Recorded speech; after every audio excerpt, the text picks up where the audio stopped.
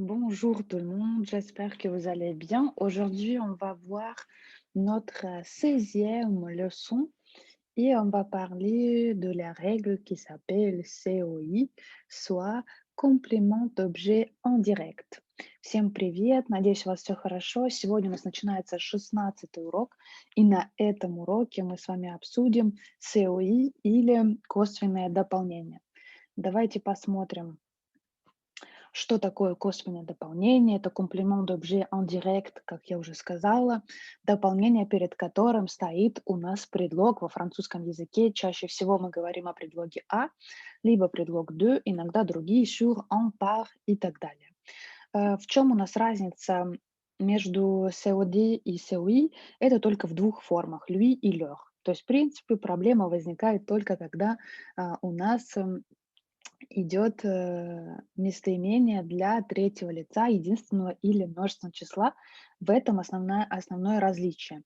Но на этом уроке я вам предлагаю пока не особо вдаваться в разницу между COI, COD и так далее. Нужно понять, что косвенное дополнение мы заменяем, да, les pronoms compléments d'objet en direct, мы их заменяем ими, когда у нас идет а, после глагола косвенное дополнение, то есть дополнение с предлогом «а» чаще всего. Ниже вы найдете список с этими глаголами, самыми употребляемыми. Вы знаете, что в принципе предлог «а» у нас обозначает дательный падеж, кому, чему, да, то есть пишу кому и так далее. Там, например, écrire à quelqu'un, envoyer à quelqu'un и так далее.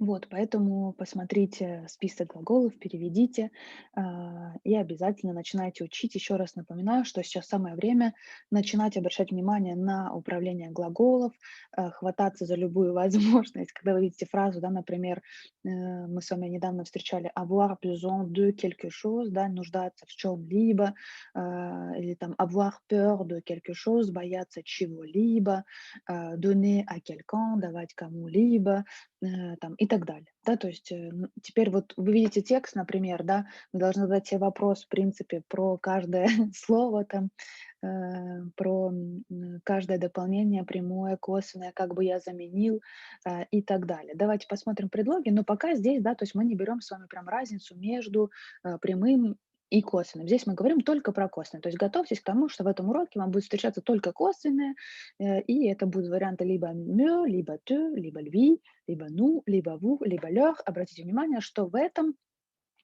случае у нас для elle и il одна и та же форма lui. То есть тут ничего мы не усложняем. Идем дальше. Примеры, да, употребления. В простом времени употребляем перед глаголом. Je parle à mon ami. Mon ami, неважно, женский, мужской род, будет все lui. Je lui parle. Потом, il écrit une lettre à sa mère. Или lui écrit une lettre, то есть до этого у нас был мужской род, здесь женский. Вы видите, что одно и то же.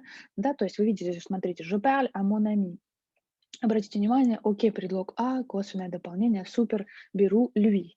Во втором мы видим, что у нас есть и прямое, и косвенное. То есть une lettre – это прямое, затем идет косвенное. По факту вы можете заменить и первое слово, и второе. То есть вы можете сказать «он ей его пишет», либо просто «он это пишет своей матери», он его пишет, да, письмо.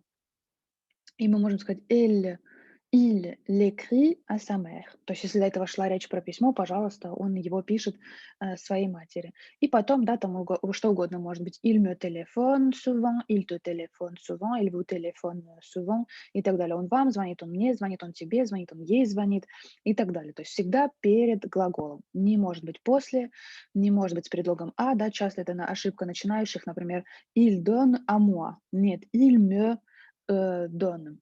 Идем дальше. При отрицании перед глаголом стоит то же самое, то есть после частицы «ne» перед глаголом. Ne montre pas ce livre à Pierre, ne lui montre pas ce livre. J'explique cette règle aux élèves. Я объясняю это правило ученикам. Je leur explique cette règle. И последнее. Ne me parle pas de cette affaire. Не говори мне об этом деле, да. Ne me parle pas, не говори. И что я хотела здесь сказать, что мы можем сказать: «Не говори мне, не говори вам, ne vous parle странно, да, не говори вам, Не говори нам, да, но nous parle pas de cette affaire, не говори нам об этом деле. То есть как хотите, тут так и меняйте, что в зависимости от того, что хотели сказать. И дальше то же самое, да, то есть работает употребление по такой же схеме, как и прямое. Только вот две разные формы, это lui и leur, это важно. И при наличии двух глаголов перед инфинитивом ставим местоимение перед инфинитивом смыслового глагола. То есть к чему относится, что нам важно, туда и ставим. Tu dois téléphoner à cet homme, tu dois lui téléphoner, ты должен позвонить этому человеку, ты должен ему позвонить. Ты не ему должен, ты должен ему что сделать? Позвонить. И je veux te parler, то же самое, я хочу поговорить. Я не тебе хочу поговорить, да, там, я хочу что сделать? Поговорить с кем? С тобой, правильно? И дальше, когда у вас инфинитив, напоминаю, что отрицательные частицы у нас стоят перед инфинитивом ne pas écrire и ставим опять же перед смысловым глаголом. Tu peux ne pas leur écrire. Ты можешь им не писать. Понятно? Tu peux ne pas leur écrire. Это может быть вопрос, либо tu peux ne pas leur écrire. Ты можешь им не писать утверждение. Еще раз, да, пока напоминаю, что в этом уроке мы рассматриваем только косвенное дополнение, то есть вам будет встречаться только косвенное дополнение, ничего больше. Разница у нас — это формы совпадают, да, многие формы me, tu, nous, vous.